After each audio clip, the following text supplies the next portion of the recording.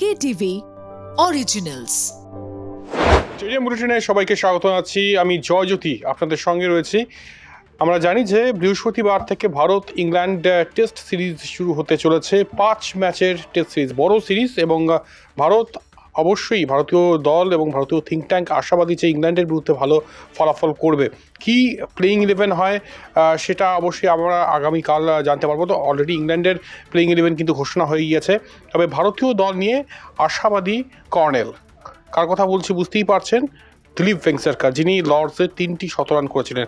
Kolkata TV যোগাযোগ করে দিলীপ ভেঙ্গসরকরের সঙ্গে এবং তিনি এক্সক্লুসিভলি যেটা বলেন সেটা হচ্ছে যে স্পিনাররা ভাইটাল রোল প্লে করবে এই সিরিজে। ভারতীয় উইকেটে সাধারণত স্পিনাররা ডমিনেট করে এবং সেই চিত্রটাই কিন্তু এই সিরিজেও ধরা পড়বে বলে মনে করছেন দিলীপ ভেঙ্গসরকর। এবং একই সঙ্গে রোহিত শর্মারও কিন্তু প্রশংসা করেছেন এবং রোহিত শর্মা নিয়ে উচ্ছ্বসিত, ব্যাটার হিসেবে এবং ক্যাপ্টেন হিসেবেও তিনি ভালো ফলাফল করবেন বলে আশাবাদী কর্নেল। কি বলেছেন শুনে নেব। India versus England test series is going to start from tomorrow. How do you see this series? It'll be interesting series, yeah. Right, it will be interesting certainly. And who can be trump card for Team India according to you? Yeah, I think spinners will play important role in this series, I guess. Absolutely. Your expectation from Captain Rohit Sharma? Well, he's the best batsman in the world at the moment, and it's good to see him back. He's done well as a captain and extremely well as a batsman also. So hope he continues, to do well. আপনারা শুনলেন কি বললেন প্রাক্তন ভারত অধিনায়ক তথা নির্বাচক প্রধান দিলীপ ভেঙ্গসরকর। তিনি আশাবাদী যে ভারত ভালো ফলাফল করবে, স্পিনাররা ভাইটাল রোল প্লে করবে এবং আমরাও আশাবাদী। আর ইংল্যান্ডের বাসবল ট্যাকটিক্স এখানে কতটা কার্যকর হয় সেই দিকেও কিন্তু আমরা তাকিয়ে রয়েছি।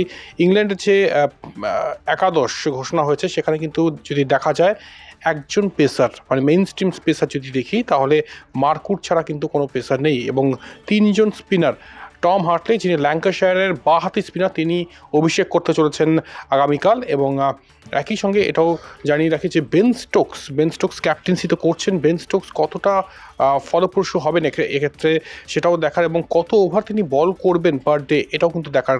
তাই একটা বিরাট চ্যালেঞ্জ নিয়েছে এক্ষেত্রে ইংল্যান্ডের ট্যাকটিক্স কী হয় আগামীকাল সেদিকে তাকিয়ে থাকবো। এবং একই সঙ্গে ভারতীয় দল সতর্ক অবশ্যই, কারণ ইংল্যান্ড কিন্তু অবশ্যই অঘটন ঘটাতে পারে। 2012-13 সালে আমরা জানি যে ভারতের মাটিতে ইংল্যান্ড কিন্তু ভারতকে সিরিজ হারিয়েছিল এবং তারপর টানা অবশ্য সিরিজ জিতেছে ভারতীয় দল। আবারও কি সিরিজ জিতবে এক্ষেত্রে ইংল্যান্ড, নাকি ভারতীয় দল তাদের যে আধিপত্য সেটা বিস্তার করবে এই সিরিজেও?